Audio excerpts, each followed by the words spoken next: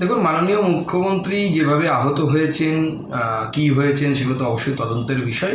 যাদের তদন্ত করার দায়িত্ব তারা করবেন। কিন্তু আমার মনে হয় এই মুহূর্তে সবথেকে বড় বিষয় হচ্ছে মাননীয় মুখ্যমন্ত্রী যতটা দ্রুততার সাথে সুস্থ হয়ে নিজের স্বাভাবিক জীবনে ফিরবেন, আমরা সেটাই প্রার্থনা করছি ঈশ্বরের কাছে। উনি দ্রুত সুস্থ হয়ে ফিরে আসুন স্বাভাবিক কাজে, সে রাজনৈতিক কাজ হোক এবং প্রশাসনিক কাজ হোক। দ্বিতীয়ত, উনি তার বয়ানে বলেছিলেন বা মেডিকেল বুলেটিনে বেরিয়েছিল যে কেউ ওনাকে ধাক্কা মেরেছে। পরের দিন অর্থাৎ আজকে বলা হচ্ছে যে ওনার মনে হয়েছে কেউ ওনাকে ধাক্কা মেরেছে। তার কী হয়েছে আমরাও জানি না, তদন্ত হওয়া প্রয়োজন। ওনার সুরক্ষা, মাননীয় মুখ্যমন্ত্রীর সুরক্ষা অত্যন্ত গুরুত্বপূর্ণ বিষয়।